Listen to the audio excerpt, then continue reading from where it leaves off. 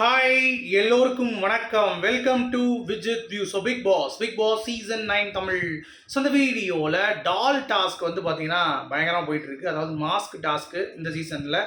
So யாரெல்லாம் வெளியிட்டிருக்காங்க அப்படிங்கிற அப்டேட் வந்து வந்திருக்கு. அது மட்டும் இல்லாமல் கனி சொன்ன ஒரு வார்த்தைக்காக உள்ளே இருக்கிறவங்க எல்லாருமே அடங்கி போகிறது அப்படிங்கிறது வேறு லெவலில் இருக்குங்க. ஸோ அதெல்லாம் என்னன்னு சொல்லி டிஸ்கஸ் பண்ண போகிறோம். ஸோ வீடியோக்குள்ளே போகிறதுக்கு முன்னாடி சேனலுக்கு புதுசாக இருந்தீங்கன்னா கண்டிப்பாக சப்ஸ்கிரைப் பண்ணுங்கள், வீடியோ மறக்காமல் லைக் பண்ணிக்கோங்க. இப்போ நம்ம வீடியோக்குள்ளே போகலாம்.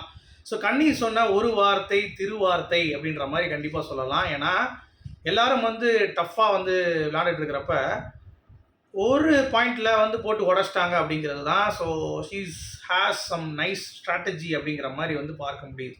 ஸோ என்ன நடந்துச்சு, மாஸ்க் டாஸ்க் வந்து திருப்பி ஆரம்பிச்சிருச்சு. மற்றபடி காலைல ஒரு இளவும் வந்து பிக் பாஸ் ஹவுஸ்மேட்ஸ் வந்து பண்ணல, சும்மா தான் இருக்கானுங்க. கண்டென்ட் அப்படிங்கிறது வந்து பார்த்திங்கன்னா நம்ம தான் ஜென்ரேட் பண்ணும் போல தெரியுது அப்படின்ற மாதிரி தான் இருந்துச்சு. ஓகே, ஸோ ஒரு பக்கம் வந்து பார்த்திங்கன்னா இந்த பிக் பாஸ் வந்து இன்றைக்கி போராட்டம் பண்ண போகிறாங்க அப்படின்ற மாதிரி வேல்முருகன் காலையிலே வந்து அறிவிச்சிட்டாரு.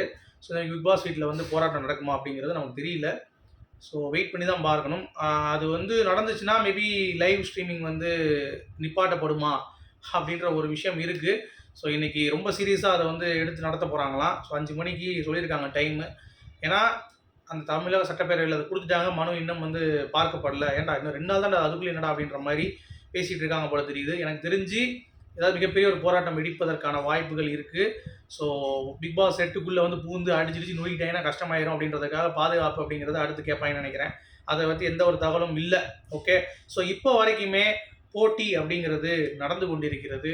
ஸோ ரொம்ப பயங்கர வேகத்துடன் உத்வேகத்துடன் நடந்து கொண்டிருக்கிறது அப்படிங்கிறது பார்க்க முடியுது. ஸோ முதல் ஆள் வெளியேறினது இன்னைக்கு ஆரம்பித்தோடனே கானா வினோத் மற்றும் சபரி எடுத்து வச்சுட்டாங்க. நீ சபரியை உள்ள வினோத்தை வெளியே எடுத்துட்டு சபரி உள்ளே வச்சுருங்க, நாங்கள் வந்து அடுத்தவங்க இதில் ஒன்றே தான் எடுப்போம் அப்படின்றாங்க, மிச்சம் எடுக்க மாட்டோம் அப்படின்றாங்க. அது யார் எடுத்திருக்கான்னு பார்த்தீங்கன்னா அடுத்து விக்கல் விக்ரம் தான் வந்து எல்லாரும் எடுத்து போகிறப்ப விக்கல் விக்ரம் அரோரா எடுத்துகிட்டு ஓடுறப்ப முடியல, அவனால் வைக்க முடியல, மிச்சம்லாம் வச்சிட்டாங்க ஈஸியாக. அவங்கள காப்பாற்றிட்டாங்க டீலக்ஸில். ஸோ அரோரா அவுட்டு, கானா வினோத் அவுட்டு. ஆனால் இந்த கானா வினோத்தை வந்து உள்ளே வைக்கக்கூடாதுன்னு சொல்லி முடிவு எடுத்து சபரியை உள்ளே அமைச்சது வந்து பார்த்தீங்கன்னா கனியோடைய ஒரே ஒரு வார்த்தை தான். அதை நீங்கள் சொன்னால் நம்புவீங்களா? என்ன சொன்னாங்க அப்படின்னு பார்த்தீங்கன்னா, நீங்கள் இப்படி பேசிகிட்டே இருக்க வேண்டாம் அப்படின்ற மாதிரி வந்து ஒரே போடா போட்டுட்டு இந்த வட்டம் எங்களை உள்ளே விடுங்க சபரியை, அடுத்த வட்டம் நான் வந்து உங்களை எடுக்க மாட்டேன் அப்படின்ற ஒரே போடு தான். உடனே எல்லாம் சரி ஓகே அப்படின்னு போயிட்டாங்க. அவ்வளோ சண்டை நடந்துட்டு இருந்துச்சு. துஷார் பார்வதியில் அடிச்சிட்டு இருக்காங்க. துஷார் என்னடா நீ யூஸ் மாதிரி அங்கே போய் சொல்கிறான், ஏன்ட்ட வந்து என்னடா பிரச்சனை பண்ணிட்டு இருக்கேன். ஏன்னா பார்வதிக்கு ரூல்ஸ் பிரேக் பண்ணிட்டு இருக்காங்க, அது தேவையற்றது அப்படின்ற மாதிரி எனக்கு வந்து தோணுது.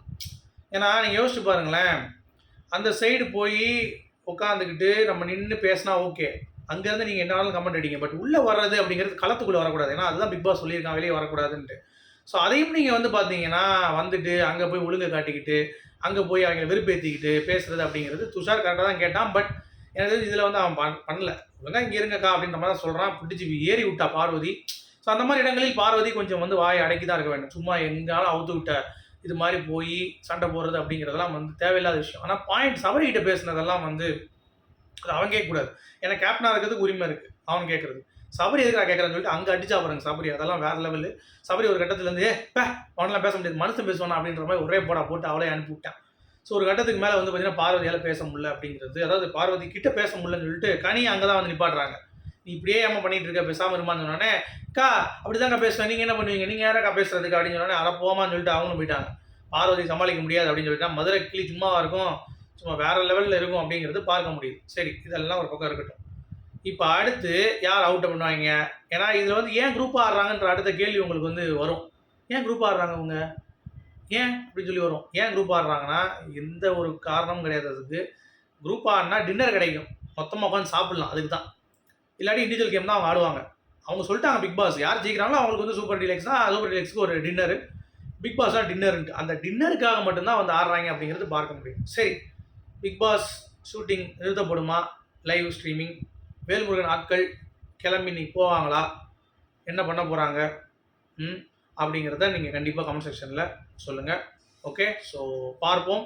உங்களுடைய கருத்துக்கள் வரவேற்கப்படுகிறது. கைஸ் இருங்க, இப்போ பிக் பாஸ் ஒரு அதிர்ச்சி கொடுத்துருக்காரு. என்ன அப்படின்னா, வெளியே போனாங்களா அந்த 2 பேர் டிஃபெண்டராக ஆடலாம் அப்படின்ட்டார். ஸோ பார்வதியும் வினோத் அந்த சைடில், அரோராவும் கெமி இந்த சைடில் டிஃபெண்டராக ஆட போகிறாங்க. ஆனால் ஒரு ட்விஸ்ட், அதில் அந்த ஒரு கோடு இருக்கும் தெரியுமா, பிளாக்கு, அதுக்கு பின்னாடி போகக்கூடாது, அதுக்கு முன்னாடி வரைக்கும் நீ எவனாலும் தள்ளி விடு, எக்கேடு வேணாலும் கெட்டுப்போ, அடித்து தூக்கி போடு அப்படின்ற மாதிரி பிக் பாஸ் வந்து அவருடைய ஆஃபர் வந்து கொடுத்துருக்காரு. ஸோ இப்போ ஆட்டம் உத்வேகத்துடன் மீண்டும் நடைபெறுகிறது அப்படிங்கிறது பார்க்க முடியுது. So thanks to Bigg Boss. ஏன்னா இப்படி பண்ணாதான் சும்மா விரித்தனமாக விளையாடுவாங்க அப்படிங்கிறத சொல்லிட்டு இந்த வீடியோ நான் முடிகிறேன். உங்களுடைய கருத்துக்கள் மீண்டும் சந்திப்போம். Good bye.